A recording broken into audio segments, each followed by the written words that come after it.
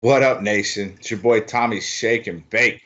We're back at it again for another edition of the NBA DFS podcast. I'm joined by the OG, the one, the only CK013. You can find him on Twitter at CK_013. How you feeling, CK? How'd your Sunday go? Good, man. Had a really good Sunday. It was good. It was a good Sunday until some asshole made me play laser tag today, and now I'm fucking exhausted. That asshole was, of course, you, Mister Shake and Bake. Hey, No, I'm just kidding. It was a lot of fun, but I am exhausted. I am definitely exhausted. I'm beat. I'm not as young as I once was. That is for sure. But it was fun though. It was fun though, man. We went to I Play America around here. You know what I'm saying? We had fun. We had fun, but I'm hurting, man. I'm hurting. yeah, man. It just showed you like you're like, hey, I'm good. I'm good. 12 minutes of laser tag. I'm not good. I'm not good at all, No, man. It man. was so bad. Props to you, though, man. You were handling it. You were running. I mean, obviously, you were a former military man, so you got all the proper technique and training. But man, I mean, I don't know. At one point, like after the first, like you have the little halftime. After that, it's like I was just hiding in corners and squatting. Like I just didn't want to run anymore. And it's just you kept going to the end, man. You did great. So props to you. I didn't want no part of it in that second half. I was pulling a magician, if you will, as we like to say here on the Marcus Aldridge. But yeah, Yeah, man. You're camping out in the corner, man, like a punk. yeah, man, yeah, So, all right, yeah. so like always, man, we're gonna go position by position, and we'll be starting off with point guards. So CK, what do you see above 5K that stands out to you, man? So, looking at point guards, we have an 8 game slate. There's like some injury things that we have to consider. One of which is like the Boston situation. Like all of a sudden, they're about to become really healthy. They're getting Marcus Morris is coming back, I believe. Kyrie Irving is expected to play. He's got no injury tag. So, aside from Kyrie Irving, my problem with Boston is a lot of these guys are now priced, like Rozier and these guys, they're priced for you know, them to be thin, and they're not. So, I think that Kyrie at 9-2 really isn't a terrible idea. Um, I'll talk about Harden at shooting guard. Like all this stuff is going to depend on whether or not you're playing Harden. We'll talk about that at shooting guard. But as far as point guard itself, I do think Kyrie at 9-2 against Brooklyn at home is interesting. But I think Dame Lillard, I kind of would prefer, who's a little bit cheaper than him, at least on DraftKings. Not sure what the FanDuel situation is right now, but I know that Frank Nitti is out. I believe he's supposed to be ruled out, him and Mitch Robinson. So that means that New York is probably going to be playing like Moutier is probably going to get a ton of minutes. We'll talk about him in a second. And then I think Trey Burke will get some run, and neither one of them play defense. So I think that Dame, even though he's been like not playing well, I will acknowledge that he's got a history of playing better at home, and he's going to have a really good matchup here against Moutier, who's just a terrible defender. Um, I think that De'Aaron Fox is interesting. My problem with De'Aaron Fox, the price on DraftKings is 6.9. That's really, really good. And like the Kings are finally back. I said that the other night when the Kings and Warriors played, and we talked about how the prices on DraftKings for the Kings guys, when they're all around that like 6 to 7 ish range or lower, that's really when you can like game stack the shit out of them. They're one of the fastest paced teams in the league. They play no defense, and they'll really make teams run. So they're all kind of creeping down in that range, and now De'Aaron Fox is hitting an all-time low. He has not played well recently. Ever since he hurt his shoulder, he like banged shoulders with Kuzma against the Lakers. He's definitely been terrible. And the fortunate thing is that his teammates are all playing better to kind of pick him up because the Kings have been playing well. He just hasn't been playing well. But 6'9" is at that point where it's like, come on, bro. Like you bang shoulders. Like how bad is the injury? If you're good, let's go. Because 6'9" is a really good price, and he's going to be matched up with DJ Augustine, who I'm really not worried about defensively. So there's definitely some guys on here. One guy that I skipped that I should probably talk about is Mike Conley. We know which is our brother-in-law's friend. Threw his 2 cents in there right quick about Mike Conley, but he's right though. It's true. Mike Conley is in a pretty good spot here against New Orleans. Pace up spot. I'm not a big Memphis dude. I very rarely go to them because of how slow they pace. Their games are just normally horrible. But they're being paced up pretty dramatically here by New Orleans. Elf Payton is back, so I would imagine that at times at least Elf is going to have to play defense on Conley. Elf not known for his defense, at least not in the NBA. So I think Mike Conley is another guy to consider.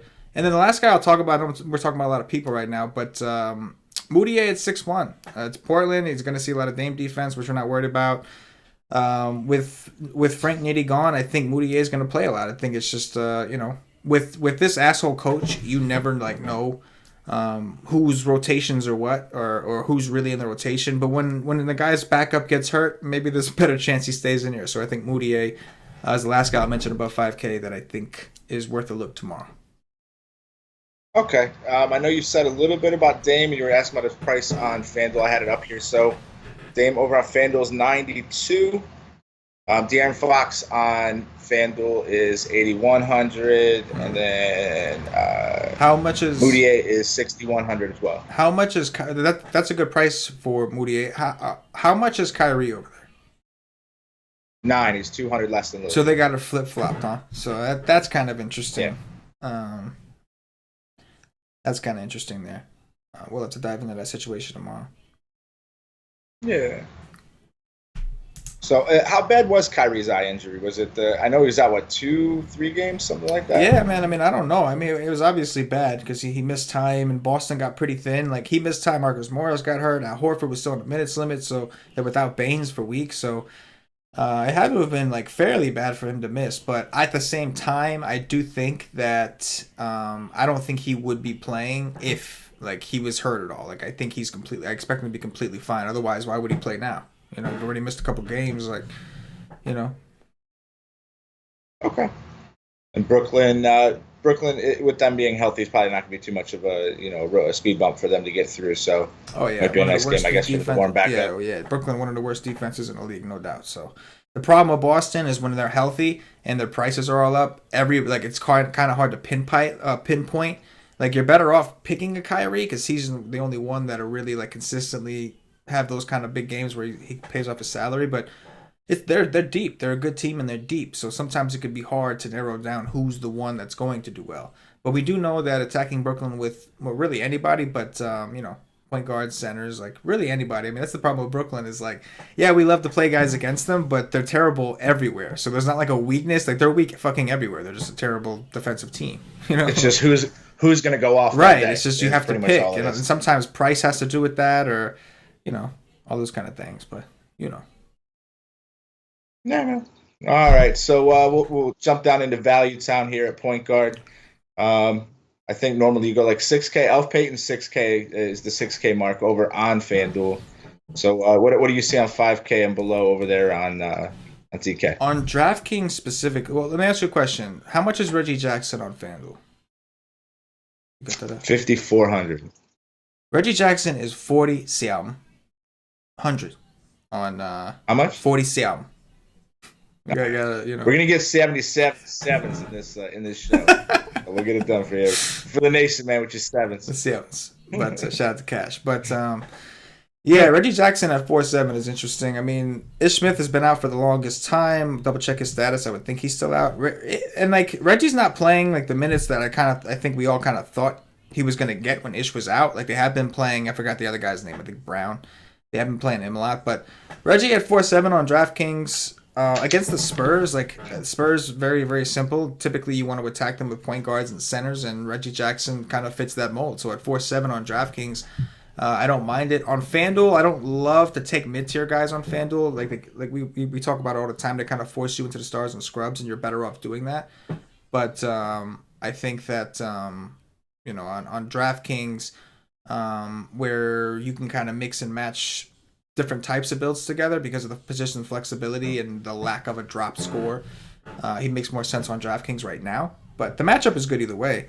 I think that Trey Burke is going to be interesting. I'll kind of bounce up and down here, but Trey Burke is going to be he's 4K on FanDuel, I think. He's 3.6 on DraftKings. So he has not been in the rotation until Frank Nitti got hurt in that last game. So he didn't play a ton, but he did play 19 minutes. He played well in those 19 minutes. He took 13 shots, only made 6, but he took 13 shots. So I don't mind him. He's 3.2 on DraftKings, and I would think that they're going to use him in some capacity as part of the solution to back up Moutier. So If the game blows out, maybe he gets even more run, and if not, I still think he's going to be part of the rotation. So on DraftKings at 3-2, I think he's viable. On FanDuel, I think he's an interesting punt play. You might be better off saving the 500 and finding a min price guy on FanDuel, but if you want to take a chance with a guy that potentially won't be your drop score, like if you're thinking like maybe I can get it, like this isn't the punt that I would want to drop the score, because you would want to drop it on your lowest salary. You want to drop a 3-5 guy. Then I think Burke is worth a shot maybe in tournaments. Because of he's only $4,000 over on FanDuel, so that is that's pretty close to a It's not bad. Like if you can afford to do that, that's fine. The only problem with Trey Burke is like if I'm playing Burke on FanDuel, like I don't know if I want to drop him, like because if I could have dropped like Nito, right? Like I don't know how much Nito is gonna play, but Dante Exum is hurt for Utah. So that's the backup to Ricky Rubio. So one of two things are going to happen. Either Rubio is going to play a shit ton of minutes, which is definitely a possibility, or Nito is going to see a little bit of a boost. I think Thabo Cephalosha is also out. So Utah, they might be a little shorthanded.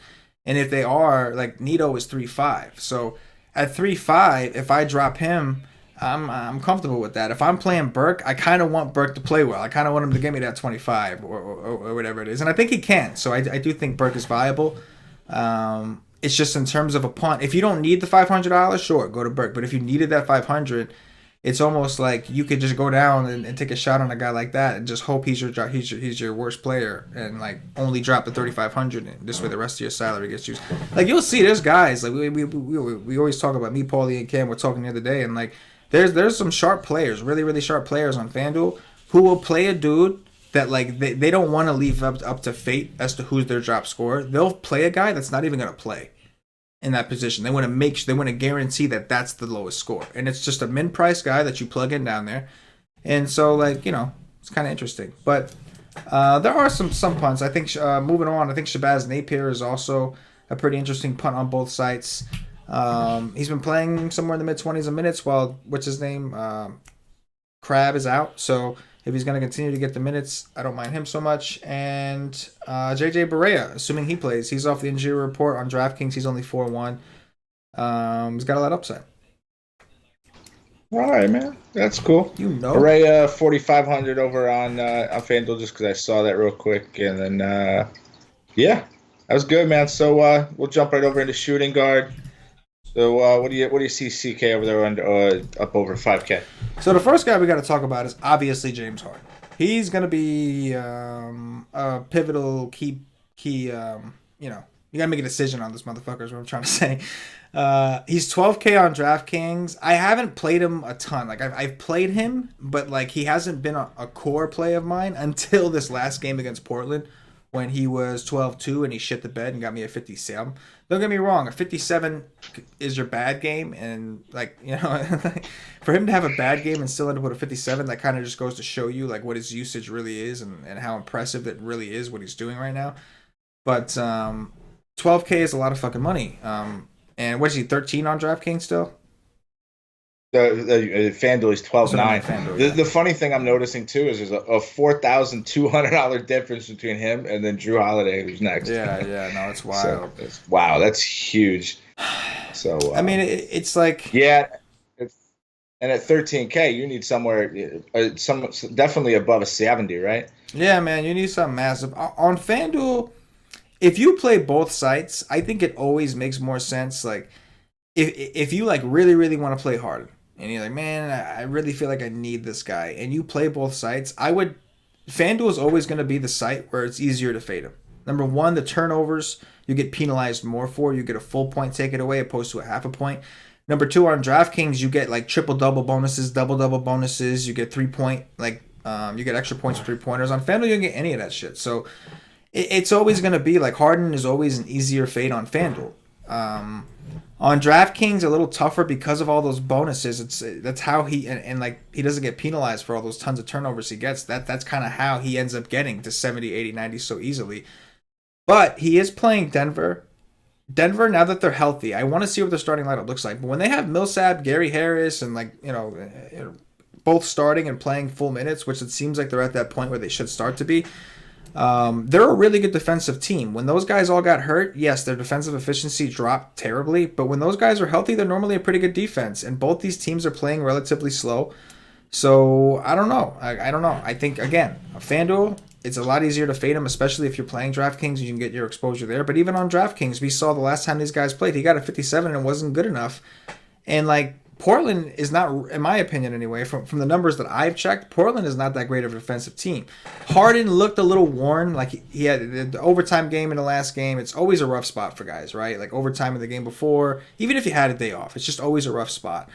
He had the game-winning shot. It's just like it was kind of set up, and I'm kind of mad at myself for playing him then because it did. Like hindsight's 2020, but you can kind of see that like, all right, he just came off a ceiling like a moment, right? Like he got so up playing a rival, it's kind of hard to get right back up the next game. It is, and we see people do that all the time. But now that he's had some time to rest, and now he's at home against Denver, it's going to be a tough decision, but. I think with Harden, for me, it's going to depend on how much value I like. If I like the value a lot and I can easily afford him, sure.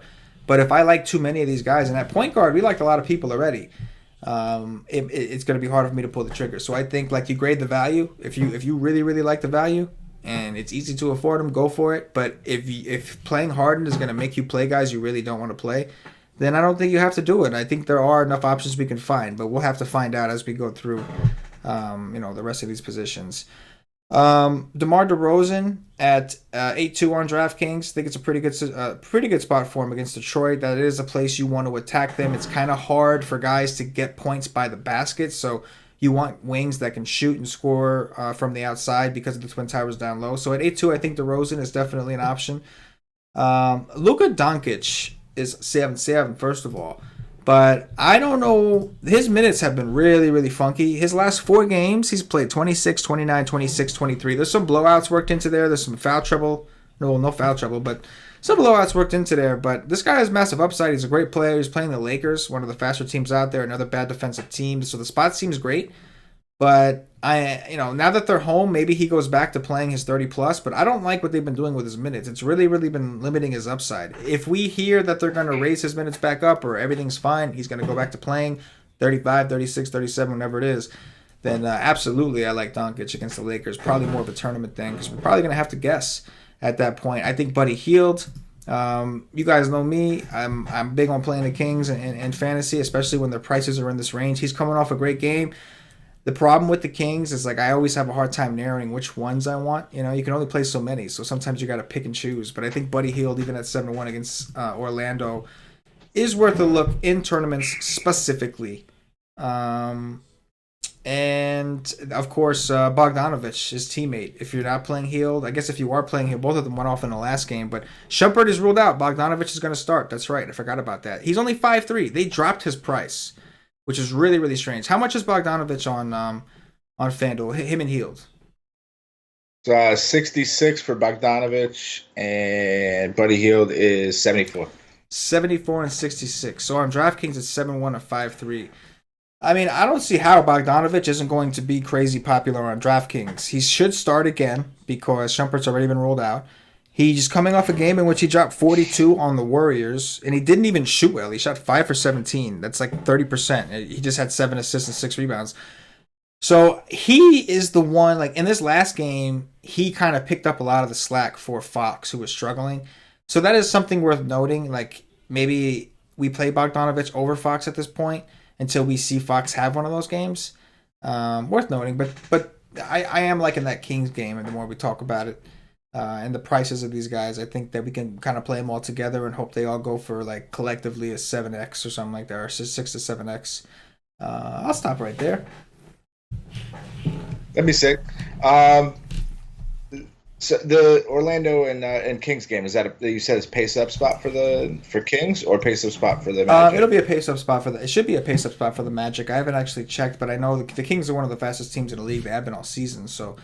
Orlando did slow it down pretty significantly this year. They used to be a fast team back when Elf was there, but they've slowed things down dramatically since they've gotten rid of Elf. So this will be a pace-up spot for the Kings, for the Magic. However, it should be. We'll check tomorrow. However, Orlando's defensive efficiency has not been very impressive. They have a couple guys that we want to see what the statuses are, but like Jonathan Simmons, some of these guys can play defense, but their main scorers kind of struggle a little bit defensively. DJ Augustine gives up some size to a lot of these point guards. Aaron Gordon has a tendency to get into foul trouble when he tries to be a little too aggressive. Vooch, not known for his defense necessarily. He's also a perimeter type player at times for a big man, so not a very good defensive team. Okay. All right. Nice. So what do you see down there in Value Town underneath 5K on DraftKings with FanDuel? So just a few guys. I think Joe Ingles on DraftKings is priced really well. They're playing Utah, and Paulie will tell you, Paulie's really big on attacking Milwaukee with 3-point shooters because they give up the most 3-pointers in the league or close to it, somewhere near the top. So Joe Ingles does come to mind. He is one of their shooters. Milwaukee does play good defense, and that's part of the reason they collapse. They always have. They always probably will.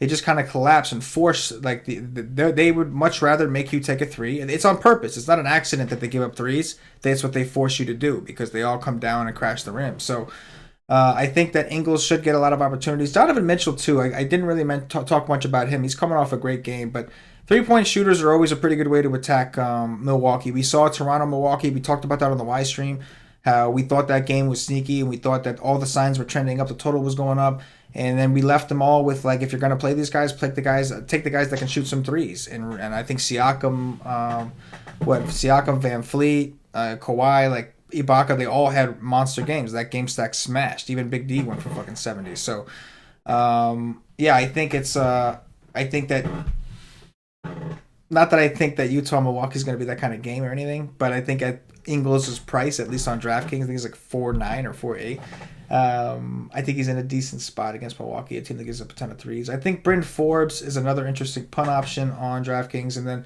on FanDuel and DraftKings, I'm kind of into Garrett Temple. This dude can do a whole lot of nothing. Like, he's got it in him. He can just sit there and do a whole lot of nothing. But lately, he has been shooting. He has been active. He has been getting minutes. He just hasn't shot well. He's shooting like complete shit. But if you happen to catch him on a game where he's shooting, decent, not even good, but decent, it's not going to be hard for him to pay off his salary. He's like 3.7 or 3.6 on DraftKings, and I think he's the same thing on FanDuel, right? 3.7, yeah. So if you're looking to, like, I think shooting guard, regardless, is going to be a pretty good spot to punt one of your shooting guards, whether you're playing Harden or not. And I think Temple kind of makes a lot of sense, especially on FanDuel, where if he sucks balls, he drops. You're hoping, So, yeah, that's what I see so far. Okay. I was looking too. I know we talked a little bit of the game with Donovan Mitchell, the Utah Milwaukee game. Mm-hmm. Mitchell's 7-7 over on FanDuel. Like him and Bogdanovich, because I almost looked at it too. Like when I started playing, it's like 15,000 per position, give or take, and then whatever your fluff is, you get left over with for your center.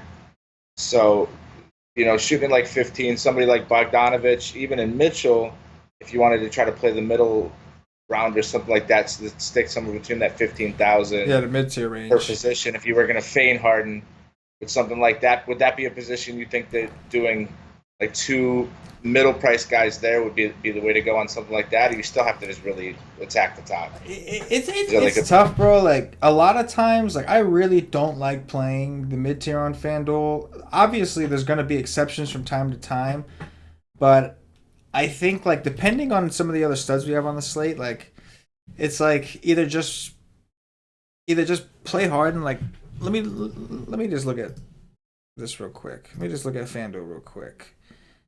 So, like, it's hard to want to play any of these guys over Harden. Like, they're all cheaper, but, like, I don't know. I don't know how low I would want to come, because the problem is once you take one mid-range player, they have a tendency to force other mid-range players in your lineup. But, like, I think, like, a Temple Bogdanovich is fine.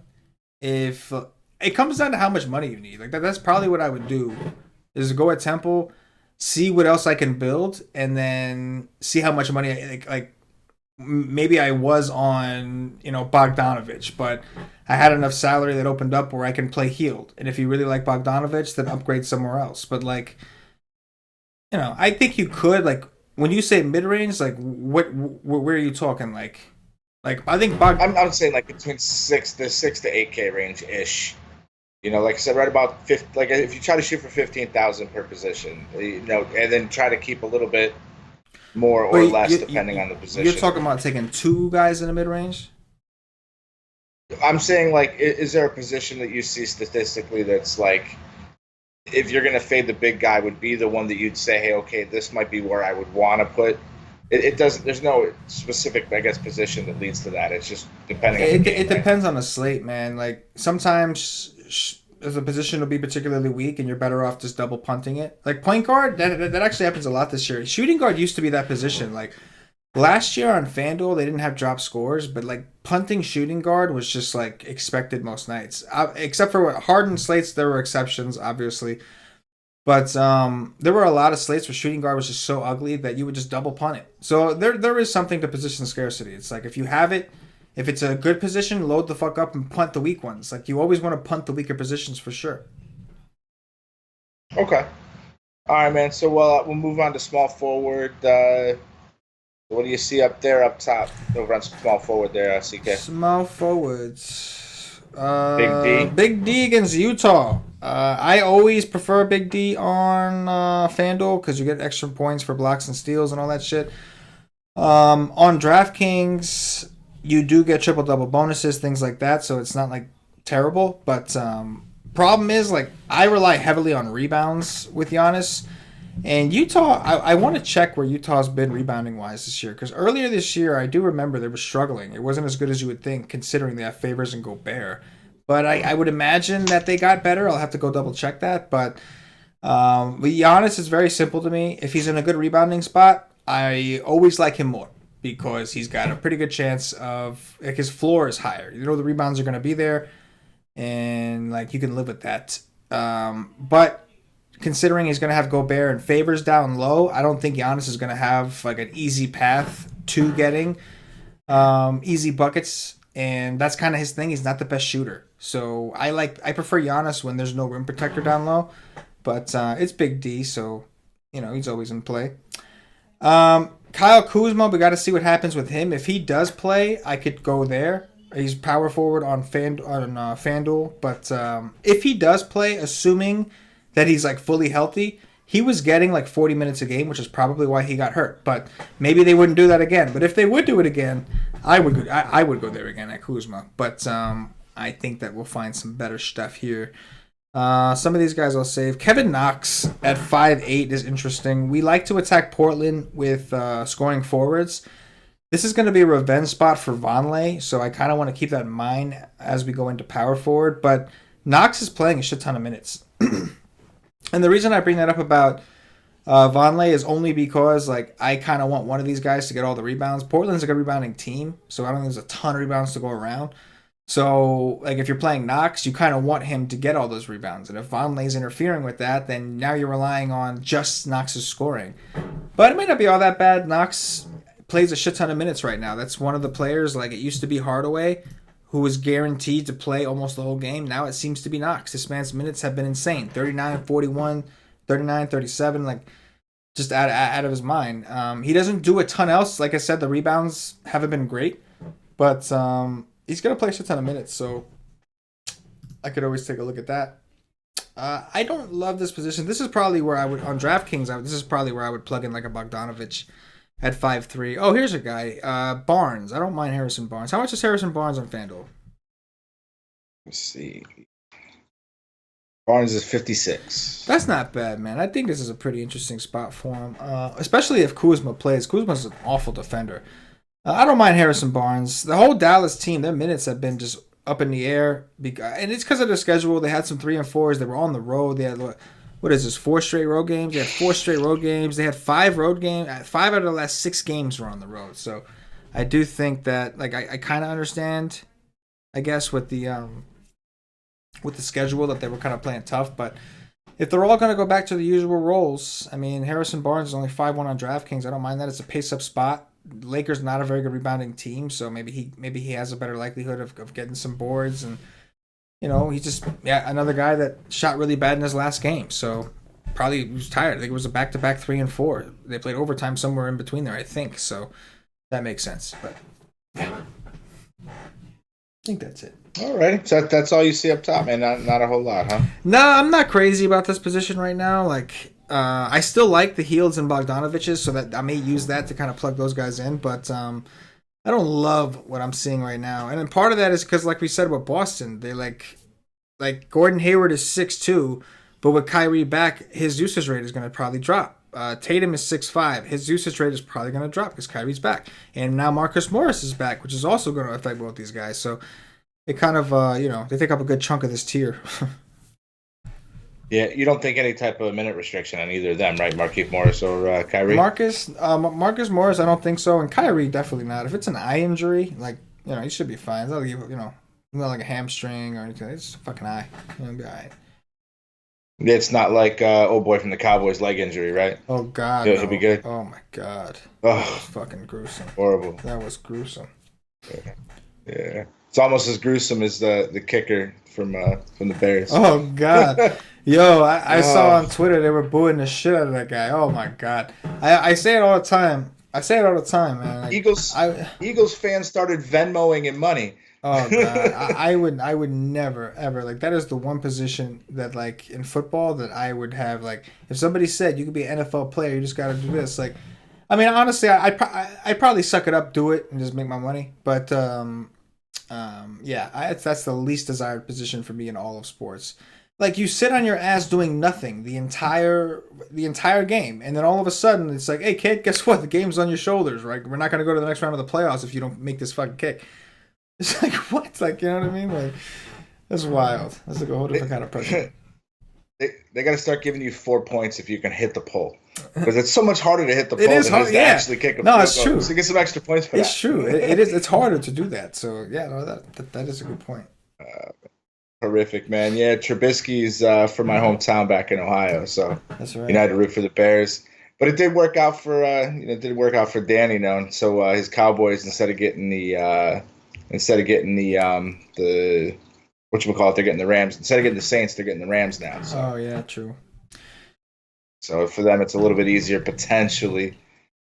So all right, man. So what do you see down at Value Town, small forward there, CK? We talked about Ingles. I think B Elite's on FanDuel is like 6'5". It's always going to be tougher to, like, core him up over there. But on DraftKings, he's only 4'8". I don't know why DraftKings hates this guy. DraftKings just hates this dude.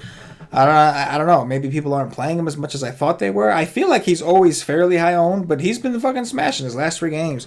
38, 31, 32, 36 minutes, 32 minutes, 33 minutes. I'm a little worried about foul trouble. He does try to play somewhat aggressive. He's not a good defender, and sometimes he gets into foul trouble because he tries to get aggressive defensively. But with assuming Bagley is still out, we should probably all check that. But assuming Bagley is still out, and we know Shumpert's out already, that's going to free up some time for him as well. I think that 4.8 on DraftKings is just a really good price. I am a little concerned he's going to be covering Aaron Gordon, but for foul trouble purposes. But 4.8 for him is a really good price. And then aside from him, I think that there was one thing I wanted to look into. Let me see. So on FanDuel, on DraftKings, it's kind of hard to make a genuine case, but on FanDuel, like Harry Giles. Oh wait. We're talking about small forwards right now, right? So I gotta save that for power forward. Yeah. Okay. My bad. Let me go back to small forwards. My bad. The DraftKings and their multiple position eligibility, it gets me forgetting from time to time what the fuck we're talking about. If Kuzma's out, if we get that news, Lance Stevenson, both sites, yes, 4K. My man's been playing well with Kuzma out. All this man needs is minutes. Lance with the pants do the dirty dance, and he would do the dirty dance all over Dallas if he just gets the minutes. So when Kuzma was playing, he wasn't getting enough minutes for us to, like, really feel confident. But the 2 games that Kuzma has missed, I believe he has played a decent role. 27 and 29 minutes. Yes, sir. I could do me some Lance at 4K on DraftKings. I think he's 4.2 on FanDuel. Yes, sir. I could do that. But I can only be that confident if Kuzma's out. If Kuzma's playing, that's going to fuck everything up. So at this point, I hope Kuzma sits one more game and I can play me some Lance. I'm going to do the dirty dance. One other guy I'll mention is Justin Jackson. I don't necessarily want to chase this. Like, he had a really good game, so the Kings just kind of rolled with him. My man put up 39, almost a 40 on DraftKings, which was just, like, insane. And he played 34 minutes kind of out of nowhere. Shot 10 for 14 from the field. I don't know. Maybe he's a guy that's like, the Kings have a thing for Golden State. Who doesn't, right? They're the best team in the world. So, but I guess he is viable, we can say.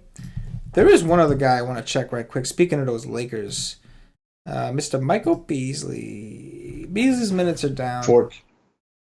Yeah, he's 4K over on FanDuel. Who, Beasley? Yeah. What the fuck is he 4K? He played 12 minutes and 8 minutes, and they priced him at 4K. They're unbelievable. He's got big time fucking upside, obviously. Beasley's got big upside. He's got big point-per-minute guy. It's just a matter of the minutes. If Kuzma's playing, probably can't even do it. If I was hoping if he was min price, I would have said on FanDuel you could just punt him, and if he plays like just don't be as risky with the other punts. Like play a guy like Beasley, expect him to be your lowest, and if he's not, then great. But the minutes are just. He's 4K on FanDuel. Like that's such what dicks. Like he played 12 minutes. There's only a $200 difference between him and Lance. Yeah, like you're playing Lance over him all day. Absolutely. If Kuzma's even out. Yeah, like, Lance. You still need that. Yeah, Lance much safer. Yeah. So. For sure. All right, man. Anything else down in Valley Town, a small forward that you like? I guess we can look at. Paulie's texted me. Apparently, Beasley did play 21 minutes today, so we'll have to look into that. 21 minutes I could work with, and seeing like small forward has been like I said, I don't love it. So if you don't see anything here you like, if that's the case, matter of fact, you probably could. If Kuzma's out, you could double punt with both of those guys, right? Like you don't see anything you love on FanDuel, and I really don't. On FanDuel, I don't really love anything like that I'm seeing here price wise. So if Kuzma's out and you wanted to play Beasley and Lance, here's how this goes down. Either one of them plays really well, in which you'll drop the other one and one of them smashes, or like today, like they could potentially both play well, and now you out of 2 punts you just got a solid 6-7x from those guys, and you move on. So it might be worth double punting at this position. Paulie did make a good point. It might be worth it. If he played 21 minutes today and we think he's going to get at least 21, he is a high point per minute guy. So that might be something to look at. Okay. Yeah, because if you did something like that, you could do, even at shooting guard, I could take Bogdanovich and Harden. And then, I could even take Anthony Davis over a small forward, have two guys well above the 10K range, and probably still have a decent amount of money left across the two of them to get, the rest of those people. Like you said, if I double punt over, if you're double punting one position, and if you normally go like one up, one low, and now you're double punting one, that means there's going to be a position that you could probably pay up twice for. So yeah, absolutely. Mm-hmm. All right, man. Nice. All right, so we'll move over into power forward. Most expensive guy over on FanDuel is Anthony the Brow Davis. How much is he? What do you think it's TK? 12.5.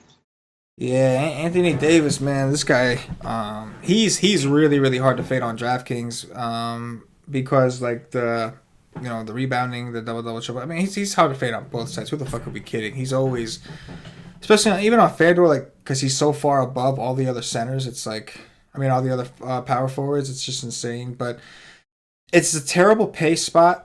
But it's a really good rebounding spot. Memphis, one of the worst rebounding teams in the league. So I think AD, even though the pace, and we think of Memphis as a really good defensive team, he's somebody we have to take a hard look at because his upside is just massive. Him and Harden lately have been doing phenomenal, like crazy-ass things, and like you can't just blindly fade either of those guys at this point. So he'll be a conversation. It is a really good rebounding spot, just also like a really bad pace, pace by Memphis, one of the slowest teams in the league and one of the highest defensive rated teams in the league as well. Blake is always in the conversation. That game is going to be somewhat slow, but San Antonio's defense is terrible, especially against bigs. If you're not playing AD, Randall, we talked about taking advantage of the rebounds. You could just come down to Randall if you wanted to do that. I think that Aaron Gordon, I do think. How much is Aaron Gordon on FanDuel? Gordon. What position they got Gordon on over on FanDuel? Should be power forward. Oh, there he is. My bad. So he's 72. That's a pretty good price for him over there. He's 6'7" on DraftKings too. I think it is a back-to-back for Orlando. I believe. So yeah, it is. They played a little earlier. We want to keep that in mind. But he's priced well on both sides. It's a big pace bump. It's a great matchup against Sacramento. So I think he's worth a look. How much is Noah Vonleh on FanDuel? 61. I like Vonleh. He did me good, the other day. Yeah, man. I had him 2 days ago when he had. I think he put up almost a 40, right? No, he hasn't put up a 40 since Milwaukee. That was back on 12/27. He was on his way to go. He played against the Lakers. 32. Yeah. Against the Lakers, he went for 29 DraftKings points in 17 minutes. He got into foul trouble and got fucked. But he started off red hot. And this is revenge. Like, this is revenge for Portland. He played for Portland. He really didn't get to play a ton while he was over there. He's got a much bigger role here with the Knicks. He's going to be playing against, his old teammates, old coaches. He's back in Portland, too. So I do expect Vonleh to try and go out there and ball as the best he can. He's a guy that, he gets into foul trouble a lot. So Portland knows him. So maybe they know what to do to get him in foul trouble, and that would suck. But I don't see what player they're going to use. I guess when Vonleh is covering Nurkic, he can get into some big trouble. I am worried about that. I'm worried about when Vonleh has to cover Nurkic because they do play Vonleh at the 5 a lot of the time. And when they do that, I am very worried that Nurkic is the way he's playing right now. He is going to just get Vonleh in foul trouble. But if that's not the case, if he's just going to cover Aminu, I'm not fucking worried about foul trouble with Aminu. But the price is up on both sides. He's actually more expensive on DraftKings by $200, which is kind of weird. Probably a better DraftKings play anyway. On FanDuel, you typically want to do the high-low, and you have AD, so you got some things to consider. But on DraftKings, you get double-double bonuses, all that kind of stuff. So a higher likelihood of him paying off his salary. So probably more of a DraftKings play. But Vonleh does have the revenge factor going if you want to do the narrative thing like we do around here. All right, man. So what do you see down in Value Town and Power? Oh, you know what? There was one other guy that I wanted to mention above 5K, and that is Paul Millsap. Paul Millsap played 27 minutes against Charlotte. Paul Millsap looked good. 7-14 shooting, 6 rebounds, 3 assists, 4 steals. He looks pretty good. So against Houston, a bad rebounding team, I can get me some of that, especially if you're not playing Jokic, because both those motherfuckers are in a really good spot tomorrow. You said you already took us down to Value Town, so I'm not really digging what I'm seeing right now, man. Jae Crowder is 4-3. I don't mind him. That's not gonna help you on FanDuel because I think he's small forward on FanDuel. How much is Jermichael Green? Is he still cheap over there? 43. I don't mind that. He's much better on DraftKings. He's 3.9 on DraftKings, but it's New Orleans. It's a pace bump. He should play at least 20 minutes, and in this type of situation, he could do well. So I don't mind him. I don't see a ton that I love here.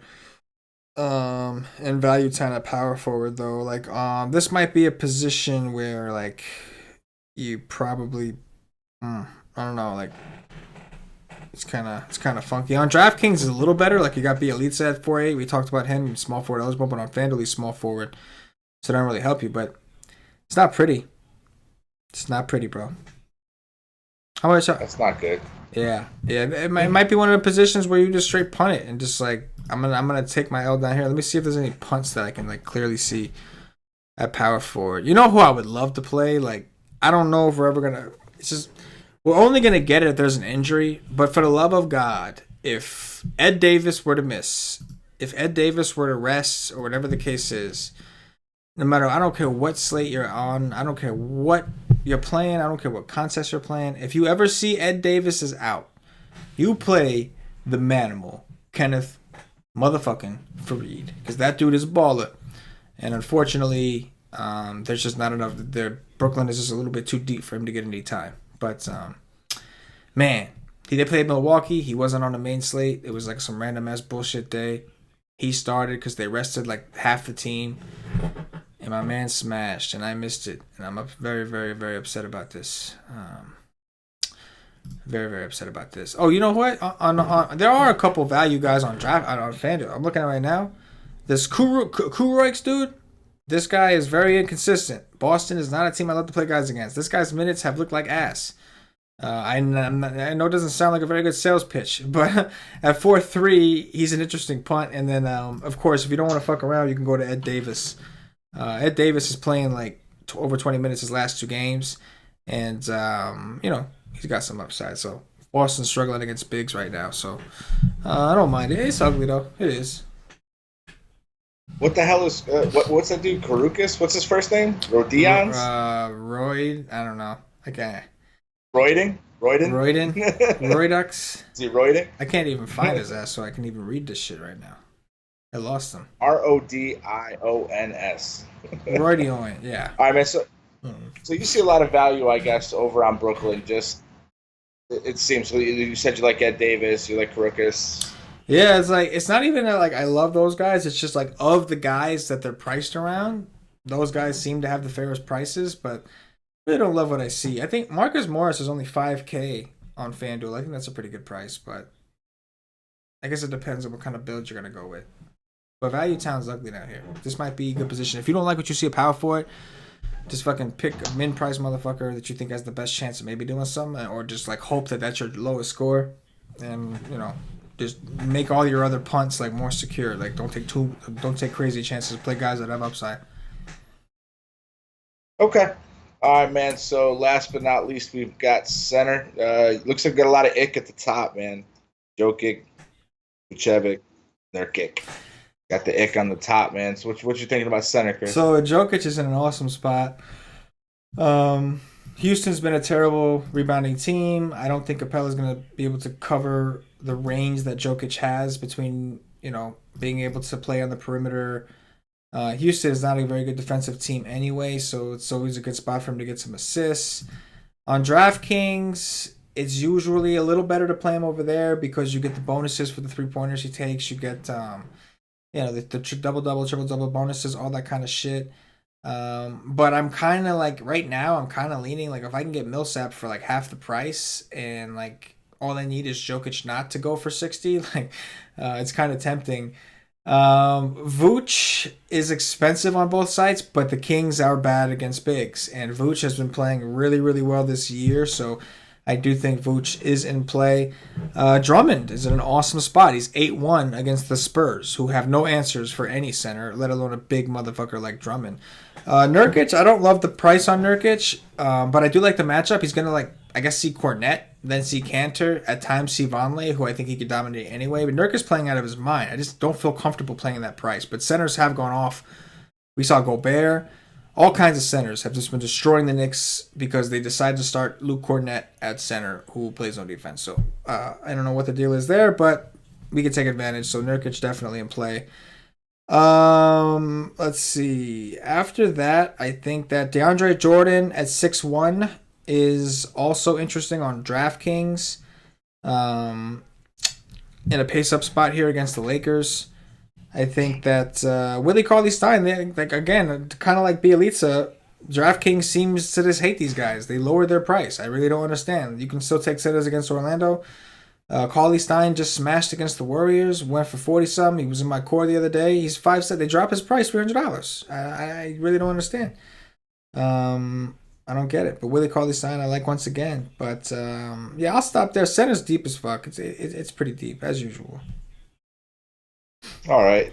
Cauley-Stein at 7,500 over on FanDuel. Does that make it any more or less of a decision that way? Yeah, I like him a lot better on DraftKings. I mean, if he's 5'7" on DraftKings, he's got to be crazy popular. I'm sure models have to really like him at 5'7" tomorrow. So on DraftKings, on FanDuel, I don't know. It depends on the money. There's a lot of good centers, and if you're going stars and scrubs like you should be, then you should be able to afford some of these more expensive guys. But on DraftKings specifically, where the mid-tier does kind of work more often than on FanDuel, I think he's a much better player. But plus, he's 5'7" opposed to 7'5". It's a whole different. He's priced. You're not really getting an edge, I don't think, at that pricing on FanDuel. Whereas on DraftKings, I think you are getting an edge because of the price. Okay. All right, man. So what do you see down in Value Town at center? Man, I probably don't. I mean, I'll look, but I don't know if I come down here. I mean, we saw so much. There's so many good centers up top. I don't think I get down here. Ed Davis on DraftKings is only center eligible, so they took away his power forward eligibility. That really blows because I really liked him as a punt at forward. It does suck they made him a center. I don't know. I don't really see anything that like I'd be willing to roll on at center. I think it's fairly deep, and I don't really see anybody that's like crazy low price that I would want to take a chance on. So, yeah. I don't think I'm playing it tomorrow. Maybe Theus potentially, but his minutes have been kind of inconsistent. Robert Williams is going to have to be out for that one. Probably not. Well, that was easy. For sure.